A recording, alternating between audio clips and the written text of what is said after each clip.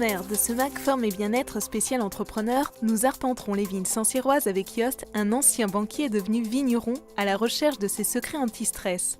Puis, nous essaierons de savoir avec notre expert Olivier si entreprendre est bon pour la santé. Enfin, Hervé Frapsos, président de la fondation d'entreprise MMA des entrepreneurs du futur, nous décryptera les principaux enseignements du baromètre sur la santé de ceux qui entreprennent. Vous allez voir, la santé, c'est aussi au travail.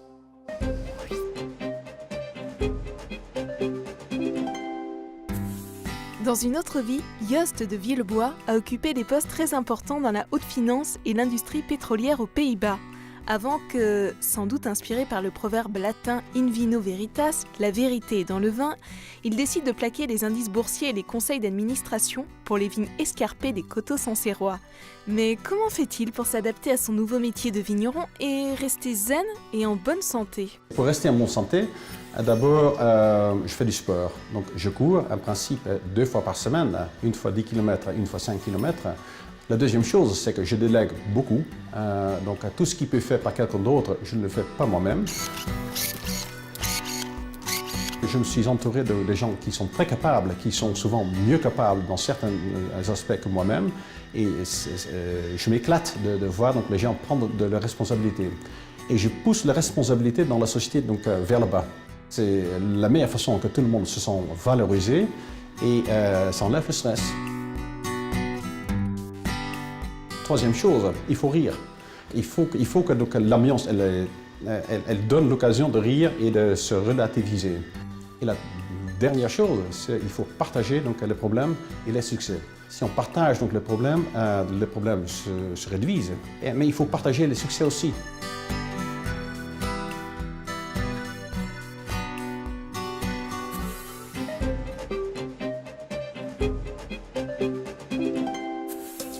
Entreprendre est-il bon pour la santé ? Aucun doute là-dessus. Jost en est le parfait exemple, non ? Écoutons l'éclairage de notre expert Olivier Torres, professeur à l'Université de Montpellier et à la Montpellier Business School. La réalité des chefs d'entreprise est souvent soumise à du stress, à de l'incertitude du carnet de commandes, à de la surcharge de travail et même à de la solitude. Mais heureusement, il y a des facteurs compensateurs. Ces facteurs compensateurs, on dit même qu'ils sont salutogènes, c'est-à-dire bons pour la santé. La maîtrise de son destin, l'optimisme, l'endurance, parce que quand on est entrepreneur, il faut être endurant, et puis je dirais la passion. Et tous ces facteurs-là sont éminemment protecteurs. Le projet, entreprendre, c'est bon pour la santé.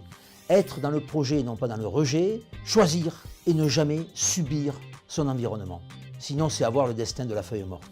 On peut aider les entrepreneurs, notamment en les formant. Mais aujourd'hui, grâce à des MOOC, c'est-à-dire de cours en ligne gratuits et massifs, qui permettent à tout l'écosystème entrepreneurial de pouvoir progresser dans la bonne voie. Suivez à ma MOOC le premier MOOC sur la santé des chefs d'entreprise. Vous y apprendrez les effets de l'activité entrepreneuriale sur votre santé et comment la préserver, voire même l'améliorer.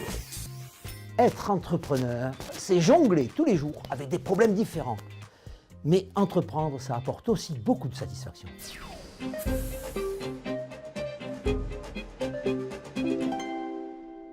Hervé Frapsos, président de la fondation d'entreprise MMA des entrepreneurs du futur, décrypte pour nous les enseignements du baromètre sur la santé de ceux qui entreprennent, publié par la fondation. Aujourd'hui, la salutogénèse entrepreneuriale. Le métier d'entrepreneur, malgré les difficultés, l'implication qu'il nécessite, génère des facteurs positifs pour la santé.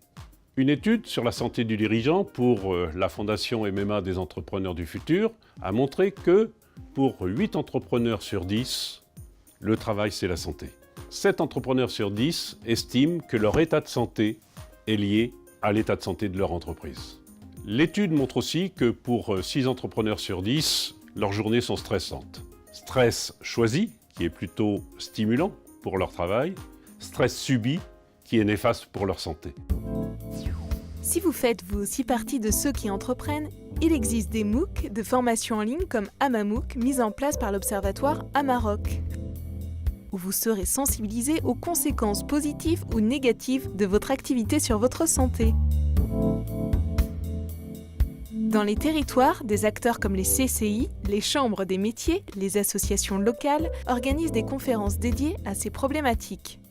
À bientôt pour un nouveau rendez-vous forme et bien-être. Et n'oubliez pas, la santé, c'est aussi au travail.